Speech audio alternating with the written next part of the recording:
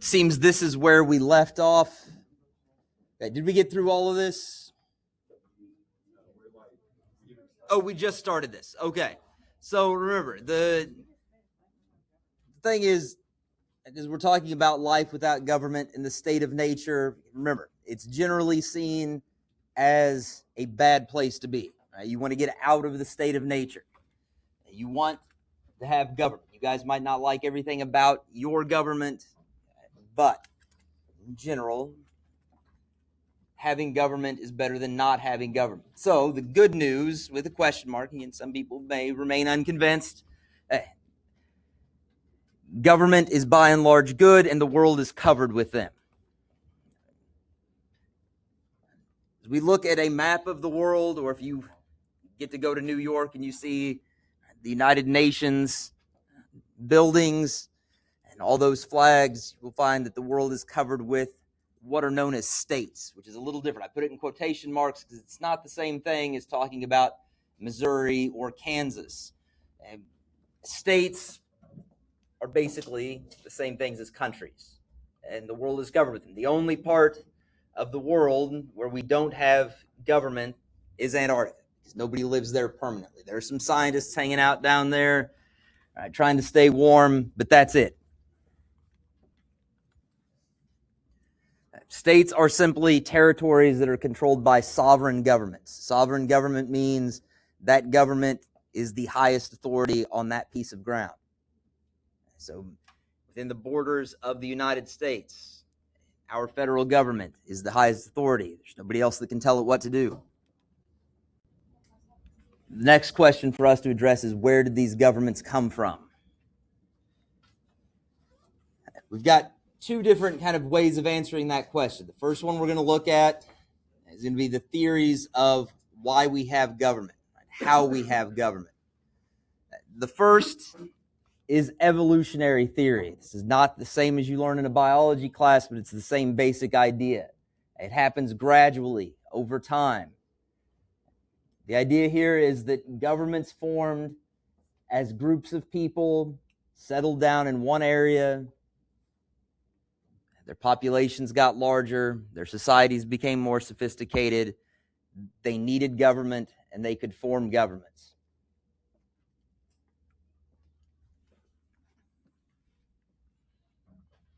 One of the first things that comes to mind when I think about this theory is kind of the story of Judge Roy Bean. It's not a long story, so don't worry if it sounds like it isn't going to be exciting. Guys, people, European people, were settling into Texas. A lot of it didn't have a lot of people. As numbers started to grow, they could have things and they needed things. If you notice, this will be harder for those of you at the back of the room to see. In this building, we have Judge Roy Bean, who was known as the law west of the Pecos River. In that same building, we have a beer saloon. I can't remember all my history on this, but I'm pretty sure they built the beer saloon first. Beer first, law later. But they probably had beer, and some people probably enjoyed it a little too much. They probably had some issues that arose that needed a judge to settle. So we bring in a judge, we build a courthouse, and we can start to have some government.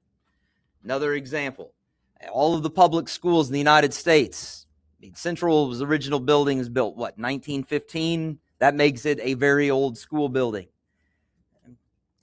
But they don't get much older than that. A lot of places did not have public schools. The only kids who got to go to school were children of very wealthy parents. But as society became more sophisticated, we realized that a lot of things are going to require that people can at least read and do basic math. And they probably need to write down things that other people can read. So we need to start educating folks. And so we started building schools, saying that kids needed to go to them.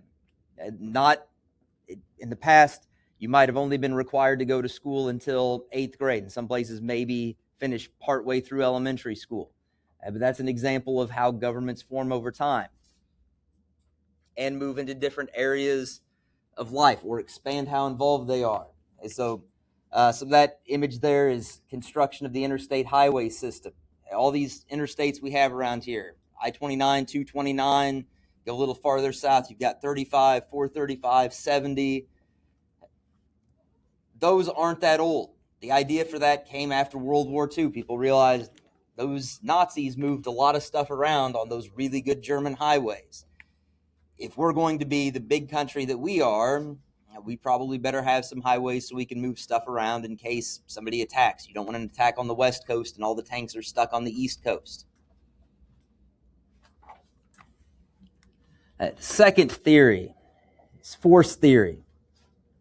And if I'm using a lot of examples for U.S. history, well, this is an American government class, plus a lot of you just had U.S. history last year, so you may still remember some of these things.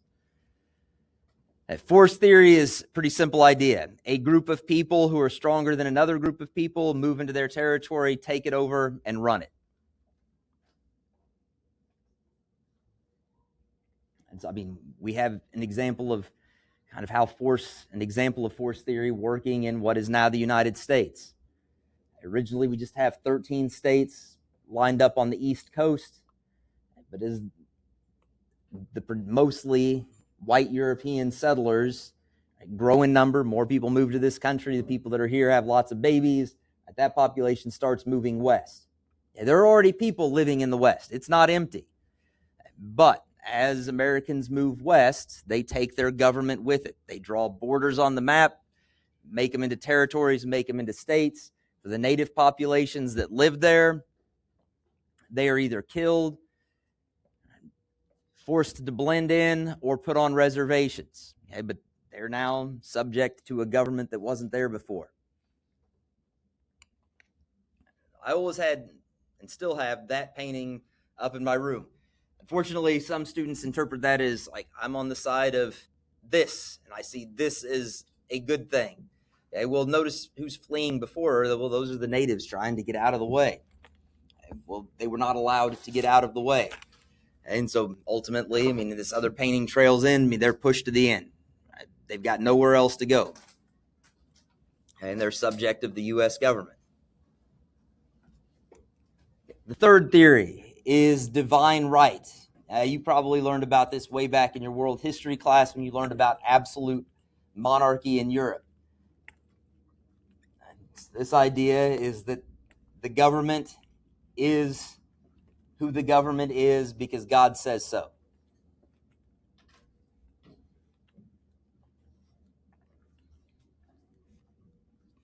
It wasn't just a European idea, but that's kind of where we get this particular version of it.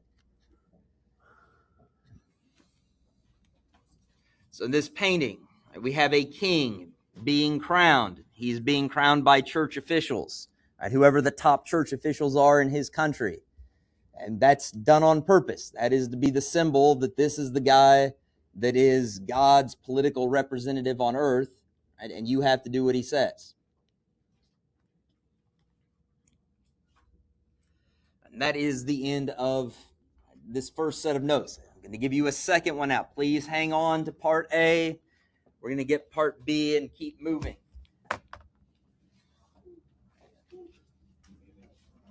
Part B also has the same thing. Put your name. Please make sure you put your first and last name.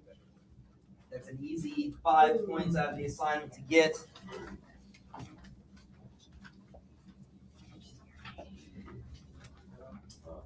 And I need your last name for selfish, lazy reasons. When I enter grades, you guys are listed in Canvas in alphabetical order by last name. I have to stop and think about what is your last name. That slows me down.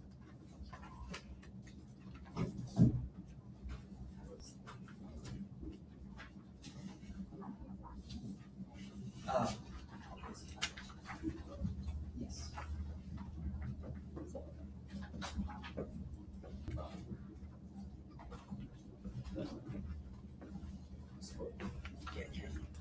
Yes, we will make your pass here.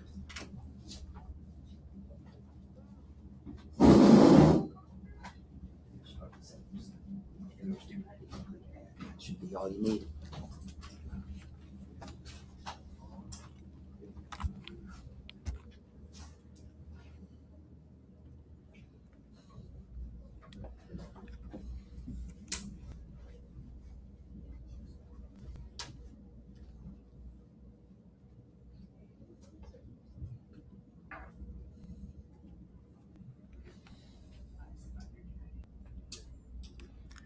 Our fourth and final theory. We're going to spend more time with this one. It's the main theory for where government comes from. It is certainly the most important for thinking about our own government today, and that is social contract theory.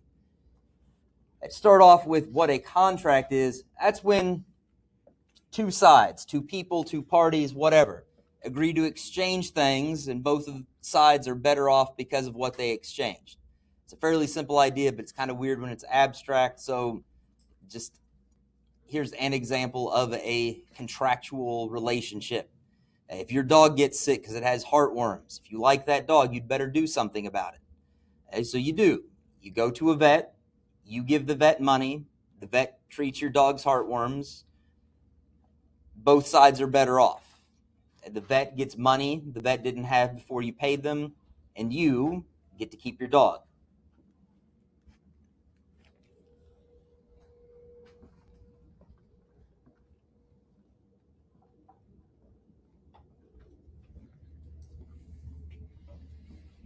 And if you go to Taco Bell and buy a burrito, it's the same thing. You give them money, they give you a burrito. You're hungry, so you would rather have a burrito than money right now, and they have lots of burritos, and they would love to give you one in exchange for some of your money. Social contract is an exchange, it's just a different kind. One of the other things we need to know before we get to that exchange, the key thing about the social contract is that it is how we get out of the state of nature. That's our ticket out. That's our escape from the state of nature. We enter into a social contract.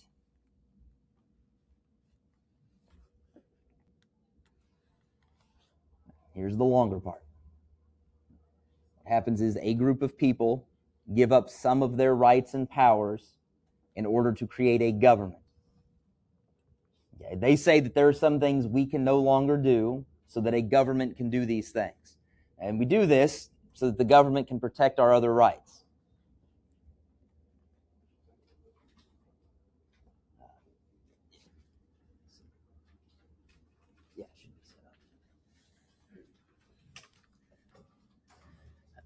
Now, at the most basic level, we're not always talking about that you have to give away a bunch of rights. Remember, in the state of nature, the way Hobbes saw it, everybody was at war with everybody else. So it might be as simple as you give up the right to use violence against other people if you have a disagreement. You agree, like, hey, government, we're going to say we no longer have the right to kill each other if we're in a dispute, and instead, right, we're going to give you the power to solve our disputes. So we have to go to the court. We have to go to the police. We have to go to a sheriff, whatever, if we have a dispute with somebody else. Right? If somebody steals something, we don't just go hunt them down and kill them.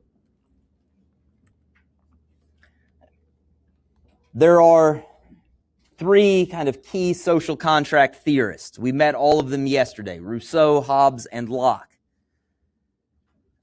Two of them are important for us, right? Hobbes and Locke.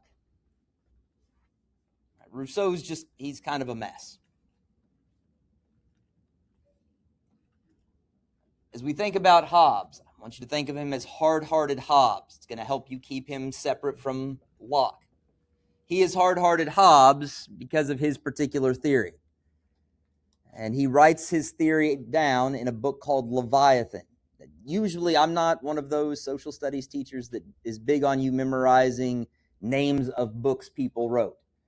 In this case, it's helpful in a couple of ways. One, if you get a question about some of this on the EOC, let's say they give you a quote from Thomas Hobbes, and they write at the end of that quote, they will always tell you with a quote on those tests who the quote's from, and if it's from a book, they'll tell you what the book was.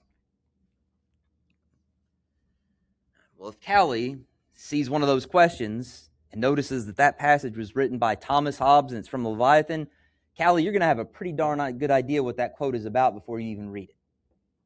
It's going to be about this stuff. The second reason I give you the title in this case is Leviathan is helpful. Leviathan means it's a big, terrifying monster. If you went to Sunday school, you might have learned about the story of Jonah and the whale. In older translations of the Bible, it is not a whale. It is a Leviathan. It's a terrifying sea monster. Hobbes didn't name his book Leviathan by accident. His idea was that in the social contract, the people give a ton of power and a ton of rights to a ruler. This guy. They give him a tremendous amount of power. They create him as a terrifying monster. They want him to be terrifying because the job of the ruler is to protect people's lives and property by scaring folks into following the laws.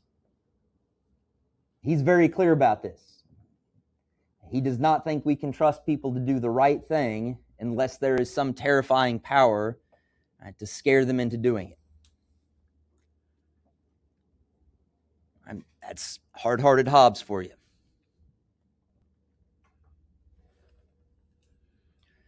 He's also hard-hearted for this next reason. Once you have created this government, you've given all this power to a ruler, you are stuck with that ruler.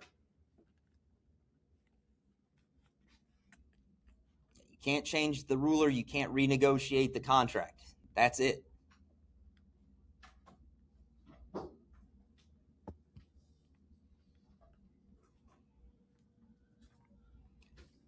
I want you to think of him as hard-hearted Hobbes. I don't want you to be too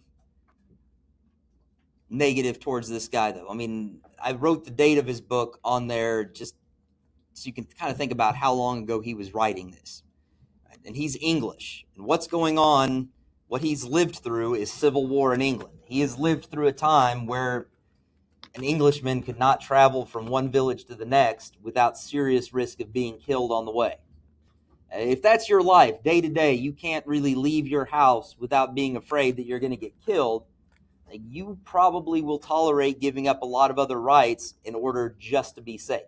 And that's kind of where Hobbes was living.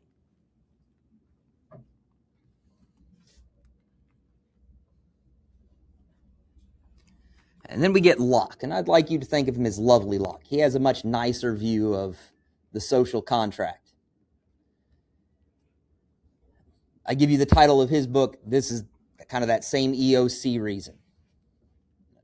If you see John Locke, if you see 2 treatises on government, I mean, if you really see the name Locke, you should be in pretty good shape anyway.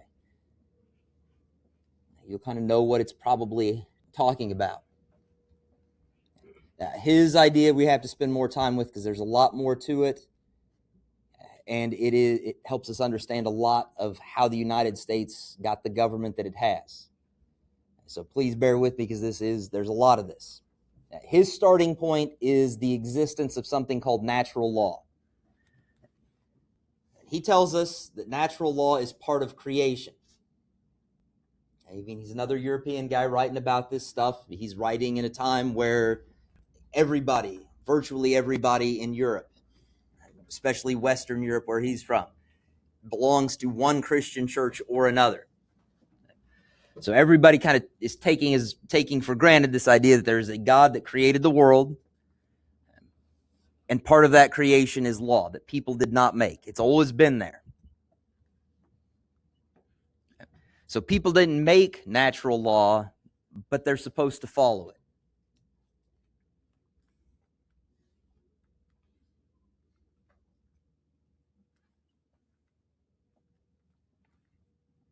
Part of natural law are natural rights.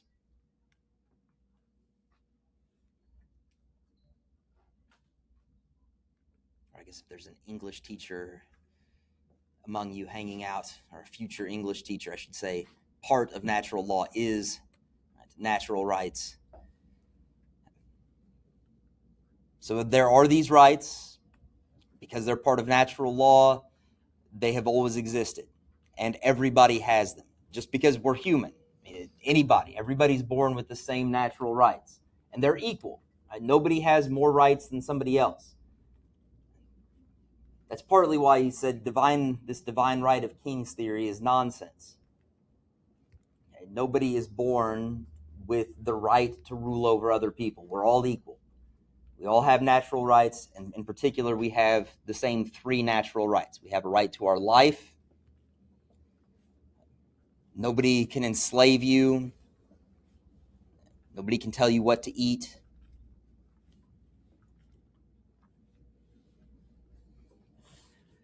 We all have the same liberties. We're free to do what we want as long as we're not hurting somebody else. And we have the right to property. If we make something, that's ours.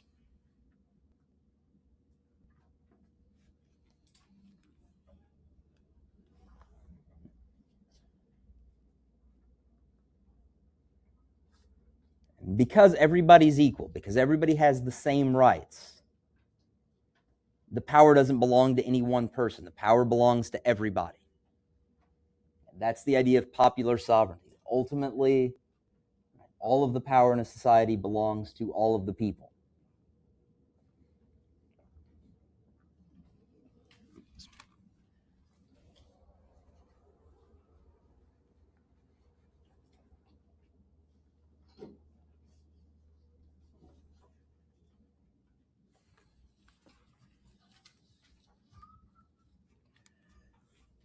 Because the people have all the power, there cannot be any government unless the people, right, consent to be governed.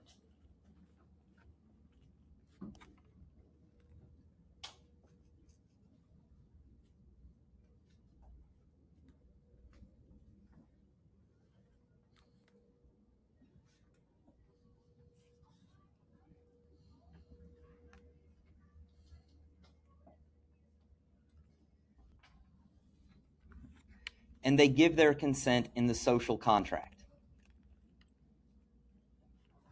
They give a government certain powers in exchange for protection of their natural rights.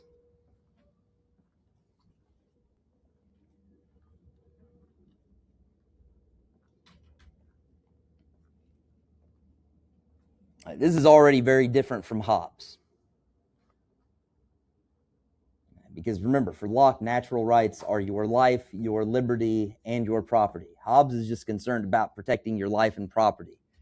And Locke is very specific that the people should be as free, and really as free as they can be.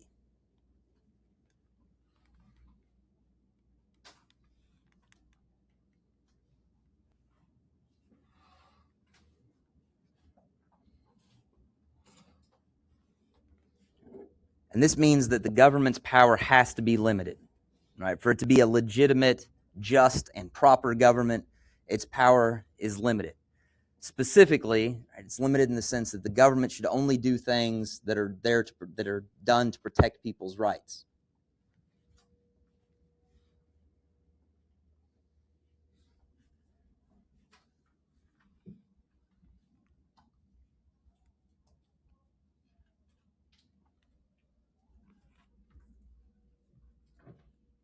Whereas for Hobbes, government was supposed to be this thing with nearly unlimited power, right, to terrify you into behaving. This one is supposed to just do what is necessary to protect your rights.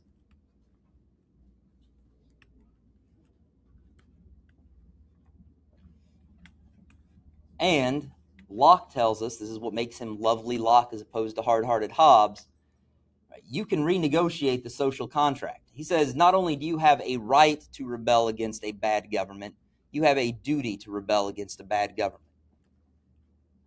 And here we have to throw some of Locke's particular language, right, into the mix.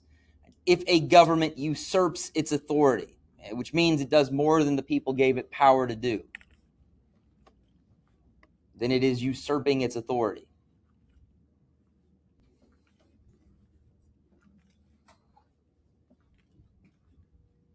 As your government teacher, I have the authority to give you assignments and grade them. I don't have the authority to charge you a tax for a certain grade.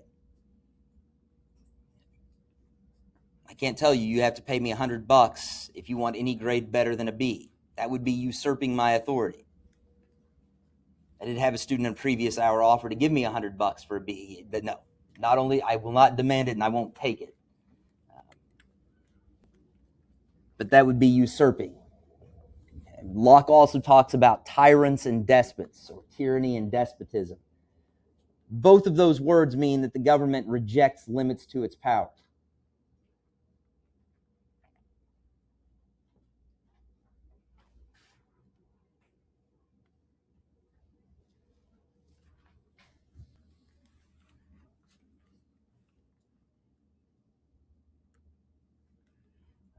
and therefore acts without the consent of the governed, without the consent of the people.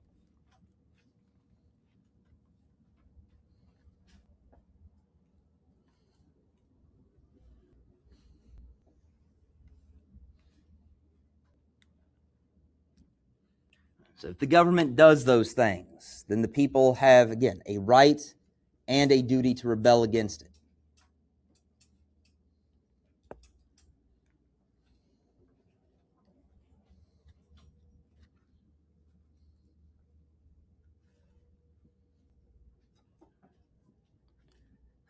And when they're doing this, what they're doing, I mean, people don't think about it this way. I mean, when people rebel in the streets, they think about it as just this next stage, overthrowing the government. But what they're doing in terms of the social contract is they are withdrawing their consent to be governed by that government.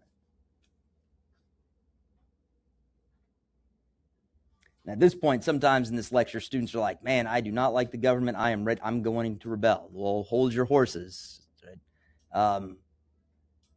There's two things, because sometimes students also ask, like, when did we give our consent? Well, you didn't.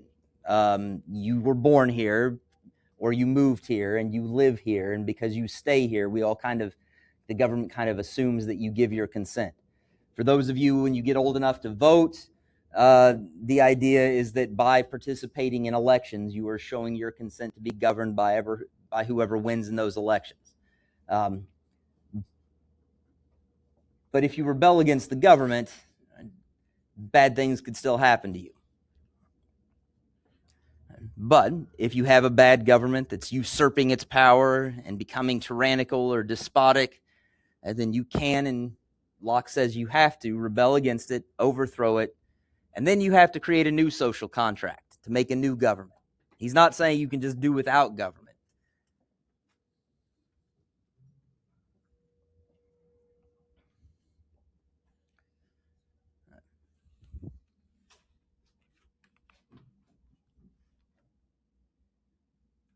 And as we will see as we get farther into the course, Locke's ideas are the essence of the Declaration of Independence. If Thomas Jefferson had written the Declaration of Independence for an English class, he would have got busted for plagiarism. I mean, he has taken stuff right out of Locke, and he never mentions Locke's name. Everybody knows who he's talking about. And if you remember some of your history about the War for Independence, the British government definitely killed some people who were trying to overthrow that government. Yeah, yes, you know how to make your pass on that thing.